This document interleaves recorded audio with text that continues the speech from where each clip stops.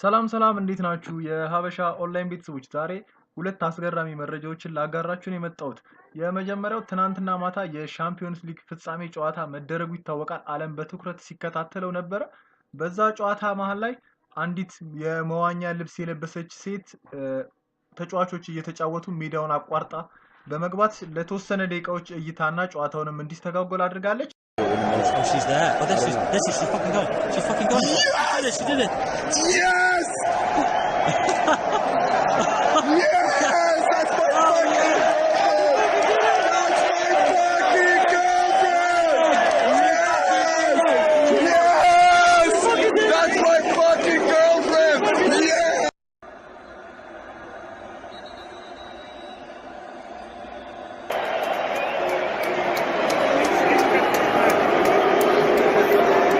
እንደዚሁም ሌላኛው መረጃ ደግሞ ጠቅላይ ሚኒስትር ዶክተር አብይ ብዙዎች የበቀል እርምጃ ነው ይሉታል። ጥያቄ ምልክት እንዳለው አይረሳም። ምንድነው ጠቅላይ ሚኒስትሩ ጋር ተገናኝቶ የተደረገው? ልክ የዛሬ ዓመት ታስታውሱ እንደሆነ ጠቅላይ ሚኒስትሩ ወደ መንበረ ስልጣኑ ከመጡ በጥቂት ጊዜዎች በጣም ወደ ብዙ ክልሎች እየዞሩ ህዝቡን በማነጋገር የተወሰነ ለማረጋጋት ችለው ነበር። በዛም ወቅት አብዛኞቹን ኢትዮጵያ ውስጥ ያሉትን እያናገሩ ባለበት ሁኔታ በሰሜን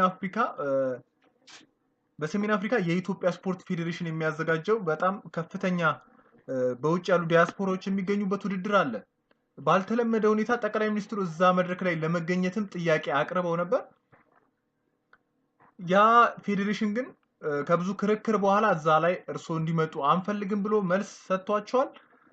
ዛሬ ከአንድ ዓመት በኋላ ደግሞ ያ ፌዴሬሽን ዘንድሮ በሚካሄደው ውድድር ላይ ጠቅላይ ሚኒስትሩ በተጋባዥ እንግድነት እንዲገኙ ጥሪ አቅርቦላቸው ነው አሁን የጠቅላይ ሚኒስትሩ መልስ እያነጋገረ ያለው። ሁለቱንም መረጃዎች አደርሳችኋለሁ። በመጀመሪያ ትናንት በሻምፒዮንስ ሊግ ፍጻሜ ጨዋታ ላይ ጨዋታውን አቋርጣ ሜዳ የገባችውን ሴት ልንገራችሁ። ይቺ ሴት ኪስኒ ኦላንስኪ ትባላለች። ኪስኒ ራሻዊት የ22 ዓመት ወጣት ስትሆን በአሜሪካ የፋሽን ኢንዱስትሪ ውስጥ ስም ከነበራቸው ቆነጃጅት ሞዴሎች ውስጥ አንዷ ነበረች። አንድ የፌስቡክ ፔጅ ላይ ነው ያገኘሁት አድማጮቼ። ልቀጥል። ሆኖም በአንድ በተረገመ ምሽት ይላል በሀገሯ ራሻ በተዘጋጀ የሙዚቃ ዝግጅት ላይ ቪታሊ ዚዶቪስኪ የሚባል ግለሰብ ትተዋወቃለች። ዚዶቪስኪ አሳፋሪ ስራዎችን የሚሰራ እድሜያቸው ለአቅመ ሔዋን ያልደረሱ እንቦቆቅላ ህፃናትን በብር በመደለል ወሲባዊ ስራ ያሰራል። እሱም በዚህ አሳፋሪ ስራ ረብጣ ዶላሮችን በካዝናው አጭቆ ለመያዝ የበቃ የወሲብ ነጋዴ ነው። እናም በዛች ምሽት ለደቂቃዎች ከኪስኒና ዞድቪስኪ ከሚጮኸው የሙዚቃ ድግስ ወጣ ብለው ተነጋገሩ። ለቆንጆዋ ኪስኒ ረብጣ ሚሊዮን ዶላሮች እንደሚከፍላትና ከእሱ ጋር አብራ እንድትሰራም ጠየቃት። በዝምታ መዋጧን ያየው ዚዶቪስኪ የስልክ ቁጥሩን ሰጥቷት ሄደ። ለሳምንት ከራሷ ጋር ስትማከር ቆይታ ደወለችና እሽቷን ገለጸችለት። ማጥመጃ መረቡ ጥሩ አሳ እንደያዘለት የተረዳው ዚዶቪስኪም በሚሊዮኖች ለሚከተሉትና ዶላሮችን በሚሰበስብበት የዩቲዩብ ቻናሉ ላይ የምስራቹን አበሰራቸው። የመጀመሪያውን ወሲባዊ ቀረጻም ከራሱ ከዚዶቪስኪ ጋር ወሲብ በመፈጸም አሃዱ ብላ ጀመረች። ኪንሲ በራሽያ ያሉ ቤተዘመዶቿ አይንሽን ላፈር አሏት። አሜሪካ ያሉ ጓደኞቿም ከሷ ሽሽትን መረጡ። ብቸኝነት የወረራት ኪስኒ ከዚዶቪስኪ ጋር ቅርርባቸው ጠነከረ። ወሲባዊ ስራ ትሰራለች፣ በሚሊዮኖችም ወደ ካዝናዋ ታስገባለች። አፍረቱና መገለሉ የበዛባት ኪስኒ አሜሪካን ለቃ የስፔኗን ማድሪድ መደበቂያ አደረገቻት። በዋናዋ ከተማ በማድሪድም ላለ የመዋኛ ልብስና የፓንቶች ማምረቻና መሸጫም ቆንጆዋ ኪስኒን አስፈርሞ ማስተዋወቂያ ያሰራት ጀመረ። ዚዶቪስኪ ከወሲባዊ ግንኙነት ውጭም ከኪስኒ ጋር በፍቅር አበዱ። ትላንት ምሽትም የፍቅረኛዋ የሆነውን ቪታሊቲ አንሴንሰርድ የተባለ የቆሻሻ ድርጅት ስም ያለበትን የመዋኛ ልብስ በመልበስ በዋንዳ ሜትሮፖሊታኖ የታላቁ ውድድር በማቋረጥ ዓለምን አነጋግራለች። ኪስኒ ኦላንስኪ እንግዲህ ታቅዶበት የተሰራ ነው። ባሏን ድርጅት የአሁን ባሏን ማለት ነው የሱን ድርጅት ለማስተዋወቅ ያደረገችው ስራ ነው። በሁለተኝነት ማካፈላችሁ የዶክተር አብይ አህመድ ምላሽ ብዙዎችን እያነጋገረ ነው። እንደሚታወቀው እንግዲህ ልክ የዛሬ ዓመት በሰሜን አሜሪካ ኢትዮጵያ ስፖርት ፌዴሬሽን አለ። እሱ የሚያዘጋጀው በጣም ትልቅ ውድድር አለ። በዛ ውድድር ላይ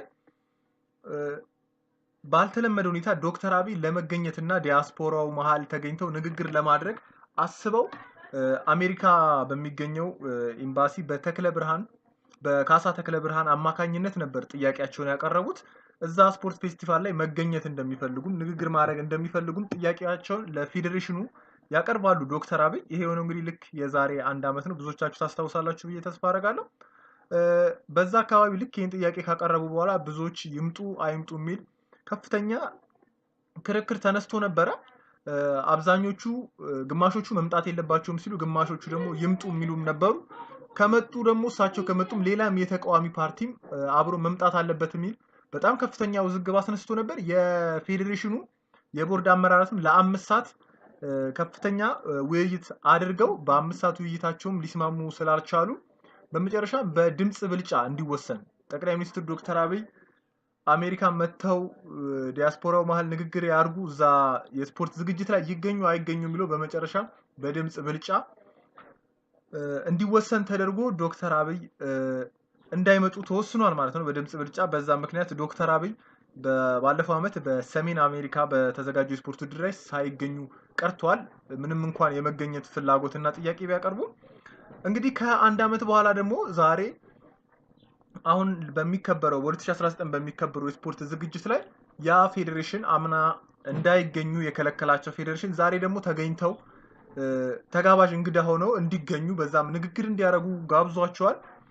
የዶክተር አብይ መልስ ግን እኔ መምጣት አልችልም፣ በአሜሪካ ያለው ፍጹም አረጋ በአሜሪካ የኢትዮጵያ አምባሳደር ሆኖ እየሰራ ያለው አቶ ፍጹም አረጋ እኔን ወክሎ በዛ መገኘት ይችላል ነው ያሉት። ስለዚህ እሳቸው አልተገኙም ማለት ነው። አምና ስለከለከሏቸው ዘንድሮ እየተበቀሏቸው ነው የሚልም አለ። አይ ሰውየው ጠቅላይ ሚኒስትር ስለሆኑ በጣም ስራ በዝቶባቸውም ሊሆን ይችላል። በጣም ብዙ መላምቶች እየተሰሙ ይገኛል። ውሳኔው ግን ነው በዘንድሮ የሰሜን አሜሪካ ስፖርታዊ ውድድር ላይ ጠቅላይ ሚኒስትሩ ጥያቄ ቀርቦላቸው እንደማይገኙ አሳውቀዋል። አምና ደግሞ እሳቸው መገኘት ፈልገው ፌዴሬሽኑ እንዳይገኙ እንዳደረጋቸው ይታወሳል። መረጃ ይሄን ይመስላል ወዳጆቼ። በቀጣይ ቪዲዮ እንገናኛለን። አዲስ የሆናችሁ ሰብስክራይብ ማድረግ አትርሱ። ሰላም ሁኑ። ቻው።